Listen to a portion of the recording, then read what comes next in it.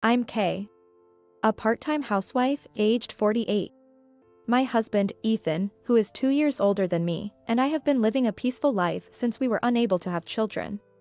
However, a year ago, Ethan's parents, John and Susan, suddenly arrived at our house with a load of household goods, announcing their company had gone bankrupt. John, who had built a successful business from scratch, had been gradually losing customers to overseas manufacturers over the last few years, leading to the bankruptcy. They were in debt by about $500,000 and had to sell their high-rise apartment. Even the apartment that Ethan's brother, who was the vice president of the company and was living with his wife, was sold. Having nowhere else to go, John and Susan asked if they could live with us. We were living in a spacious house within walking distance of a train station, originally built by my father. We moved in after he passed away due to illness, and my mother returned to her family home in the countryside. Given the circumstances and the fact that John and Susan had always been good to us, I was inclined to agree immediately. They had helped significantly with our wedding expenses, shared gifts like birthdays and Christmas presents they received at John's company, and often brought us luxury brand accessories as souvenirs from their overseas trips. It felt wrong not to help them in their time of need. But Ethan strongly advised against it, saying, "We shouldn't live together. I'll somehow pay for an apartment for them." He warned me, "I don't want to speak ill of my parents, but their sense of normalcy is off. They'll end up hurting you, Kay." I didn't fully understand his meaning, but it made me anxious. Before we could decide, frustrated by our delay, John and Susan moved in with all their belongings. It took me less than a month to realize Ethan was right. Firstly, John and Susan used to live in a spacious high-rise apartment, so they had a lot of furniture, appliances, clothes, and hobby items. They brought all of that with them and have now taken over the second floor of our house. They even demanded high-quality air conditioning for all the rooms on the second floor, citing the value of their belongings. Then, they started criticizing the food I cooked, down to the ingredients. Store-brand milk? That might upset my stomach. We always shopped at department stores. Oh no. Meat with a discount sticker, and it's not even imported. We only eat high-quality beef. If I followed their wishes, our household's food expenses would double or triple. Despite their constant complaints, Ethan and I had to resort to making budget-friendly meals for ourselves and more luxurious dishes for John and Susan. Of course, Ethan scolded them, assuring me, "You don't have to give in to their demands." But when he wasn't around, they would lament, "Oh dear, are we going to starve to death?" John and Susan even spread rumors to the neighbors, saying, "Our daughter-in-law only feeds us terrible food." So, I couldn't just ignore their complaints. Once, I suggested, "Why don't you cook your meals yourselves?" "Oh, we had a maid for that." "Cooking is such a menial task," they replied. Menial? Cooking is a menial task? Despite their frequent visits to fancy restaurants with renowned chefs, they dared to say that. The biggest issue was Susan's obsession with luxury fashion. She constantly wanted to buy expensive brand underwear and clothes, like panties for $150, and would unashamedly ask me to buy them. I couldn't help but say, "Susan, at your age, you won't be showing them to anyone." She became furious, yelling, "What a lewd thought. High-end lingerie is a status symbol for the elite." And I thought, "You're not elite anymore." The best word to describe them would probably be a nouveau riche. It's admirable that they succeeded through hard work from humble beginnings. However, flaunting wealth and status, and trying to maintain superiority even after losing everything, isn't the behavior of truly upper-class people. They continued to make unreasonable demands. "I've ordered premium steak. You'll pay, right?" "I didn't get any for you too, so it's cheaper," they said, leaving me a bill for $200 for just their 2 servings. When Ethan had to switch his favorite beer to a cheaper sparkling wine, they criticized sparkling wine. Such a terrible drink. Only for the poor, and guzzled expensive beer delivered from a nearby liquor store. No amount of money would be enough at this rate. Moreover, Ethan was planning to start a company with a colleague, so almost all our savings accumulated since our marriage were gone. With my part-time salary, I can't cover the living expenses of 2 spendthrifts. I've been dipping into my savings from my single days. But now, that savings is nearly depleted.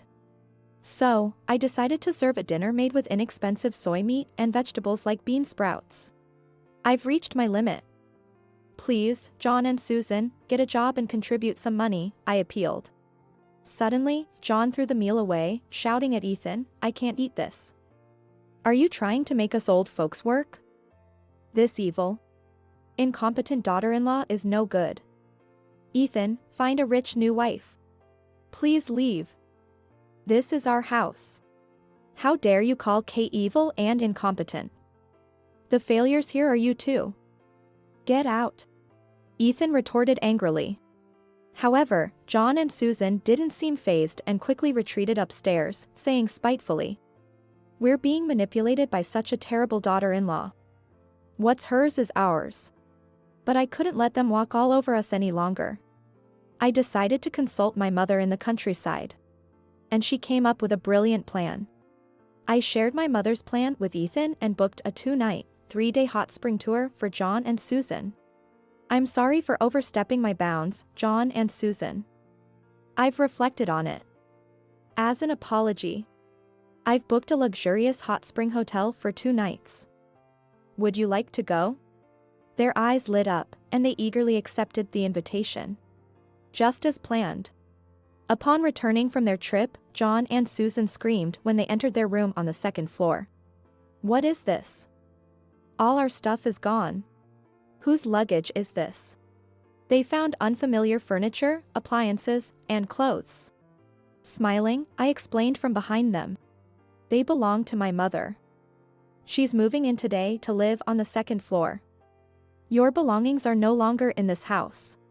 After my father's death, my mother had moved back to her family home in the countryside. But I had called her to explain the situation and asked if she could stay with us for about a month. My mother, who hates injustice, I thought, might be able to get John and Susan to behave. Then, to my surprise, my mom said, I'm tired of living in the countryside and have been thinking about moving back. If Ethan agrees, I might just move there again. Really? That's wonderful. But the 2nd floor is occupied by them. I'm sorry, but you might have to sleep in the dark room on the 1st floor.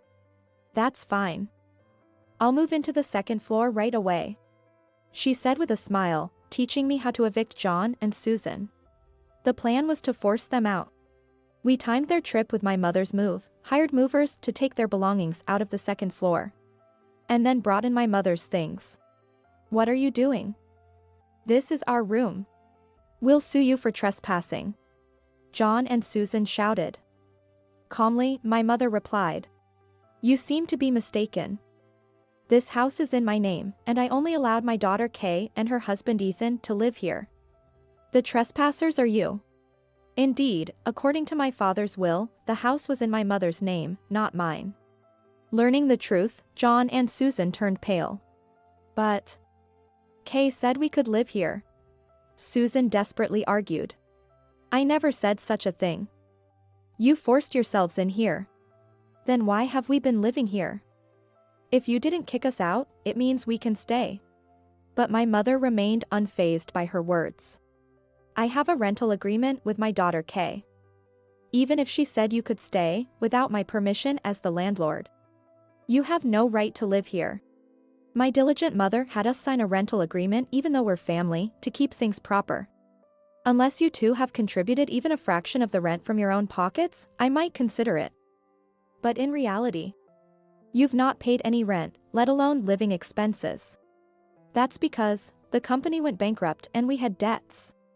The debts were settled with the sale of your and your eldest son's apartments. You're receiving pensions, aren't you? Why haven't you paid anything? As my mother logically cornered them, they turned ashen and looked down. Looking down at them, I gave the final declaration. Your belongings have been moved to a spacious monthly apartment near the station. It costs $2,000 a month. I'll cover the first month and the moving costs, but I won't be involved any further. Then, John and Susan turned to Ethan, pleading. Ethan, you wouldn't abandon us, would you? Think of all we've done for you. It's time to repay us. Ethan put on a pained expression. I'd like to help, but I've quit my job. I've used up all my savings, I can't afford to help you too. Indeed, Ethan had an obligation to help his parents, but only if he was financially capable. You can't get blood from a stone. Hearing this, John and Susan were completely despondent. Their eyes unfocused, but soon Susan remembered her eldest son, the former vice president, and begged him over the phone to let them stay. They were promptly rejected. I later heard that the company's downfall was partly due to clients favoring overseas manufacturers, but more so due to John and Susan misusing company funds for investments and lavish purchases. Finally, John and Susan, in tears, left for the monthly apartment in a taxi Ethan called. They sold furniture, appliances, Susan's clothes, and jewelry to barely afford a small apartment. They occasionally asked Ethan for money, but live modestly on your pension, and you should manage, he firmly replied. All our pension goes to paying debts. Susan wailed over the phone. Apparently, the debt was due to their continued spending habits even after moving. There was no saving them. 2 years have passed, and Ethan's business with his colleague is finally taking off. I assist him with my fast typing skills and enjoy peaceful days relishing my mother's cooking.